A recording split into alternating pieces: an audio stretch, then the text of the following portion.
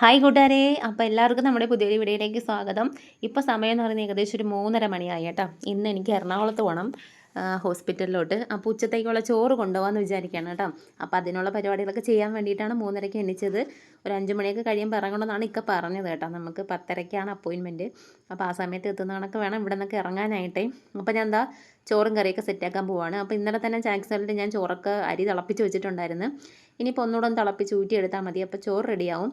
അതുപോലെ ഇന്നലെ നമ്മൾ പറിച്ചിട്ടുണ്ടായിരുന്നല്ലോ നമ്മുടെ പയറും നിത്യവഴുതനങ്ങയൊക്കെ. അപ്പോൾ അതൊക്കെ ഇന്നലെ രാത്രി തന്നെ ഞാൻ അരിഞ്ഞ് സവാളയും പച്ചമുളകും എല്ലാം അരിഞ്ഞ് വെച്ചിട്ടുണ്ടായിരുന്നു.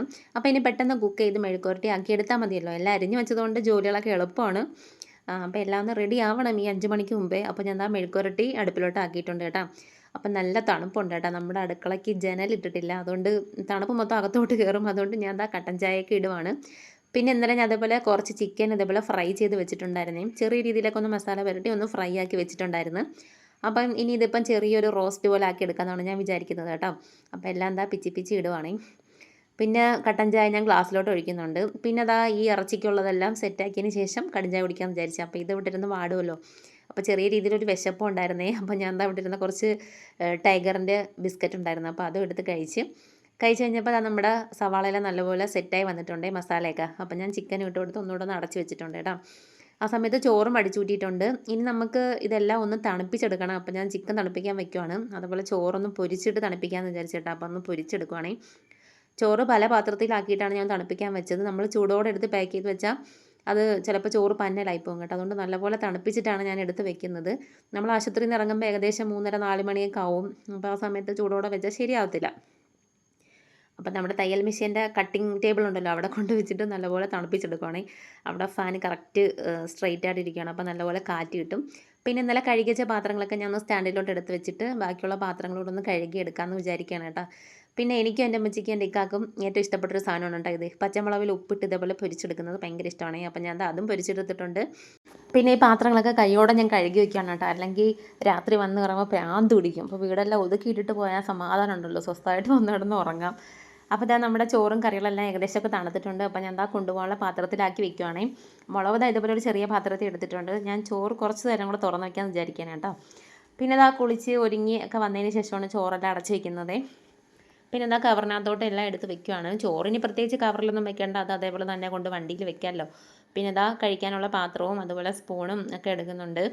അപ്പോൾ എന്തായാലും നമുക്കിനി ഇറങ്ങാൻ നേരമായി. അപ്പോൾ നമ്മൾ ഇറങ്ങുവാണ്. ഇക്കതാ സാധനങ്ങളെല്ലാം താഴെ വണ്ടിയിലോട്ട് കൊണ്ടുവയ്ക്കാൻ വേണ്ടിയിട്ട് പോവുകയാണ് കേട്ടോ.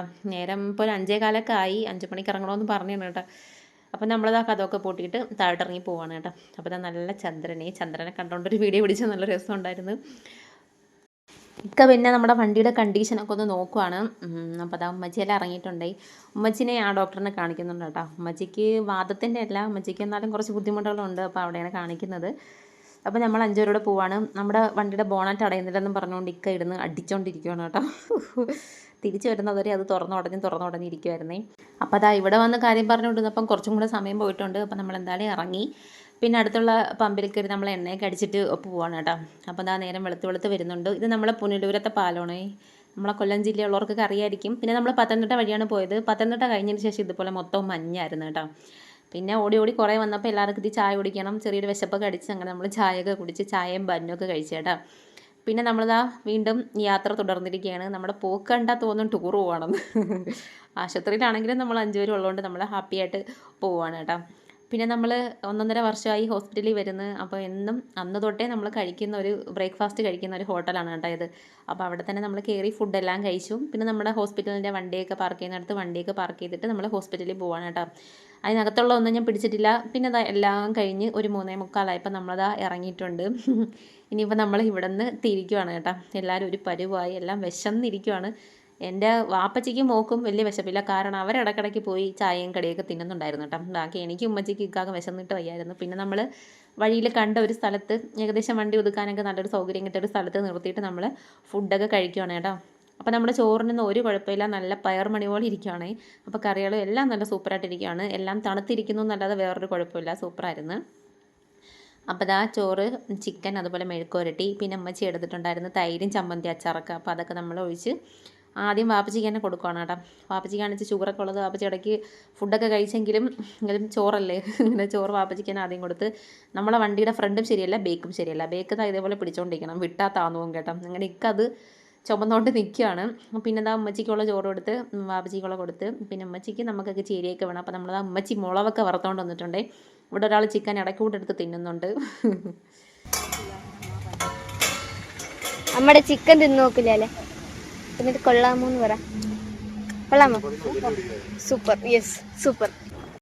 പിന്നെ നമ്മൾ തിരിച്ച് വന്നത് ആലപ്പുഴ വഴിയാണ്. അപ്പം നമ്മളിതാ ആലപ്പുഴ ബീച്ചിലോട്ടൊന്ന് ഇറങ്ങിയിട്ടുണ്ട്. ആദ്യമായിട്ടാണ് കേട്ടോ നമ്മൾ ആലപ്പുഴ ബീച്ചിൽ വരുന്നത്. ഞാൻ ഇതുവരെയും പോയിട്ടില്ല. അപ്പോൾ നല്ല രസമുണ്ട് കേട്ടോ. ഇഷ്ടംപോലെ ആൾക്കാരുണ്ട്. സന്ധ്യയായിട്ടും ആൾക്കാരെല്ലാം ഇങ്ങനെ വന്ന് ഫാമിലിയായിട്ട് അവർ ഓരോ സ്ഥലത്ത് ഇങ്ങനെ തറയിലിരുന്നിരുന്ന് എന്തെങ്കിലുമൊക്കെ കഴിക്കുകയും ഇങ്ങനെ ഹാപ്പി ആയിട്ട് ഇരിക്കുകയാണ് കേട്ടോ. പിന്നെ നമ്മൾ തിരിച്ച് വീട്ടിൽ എത്തിയപ്പോൾ ഏകദേശം 11:30 12 മണിയായി. അപ്പോൾ നമ്മളെ വീഡിയോ ഇഷ്ടപ്പെട്ടെങ്കിൽ എല്ലാവരും ലൈക്ക് ചെയ്ത് സപ്പോർട്ട് ചെയ്യണേ.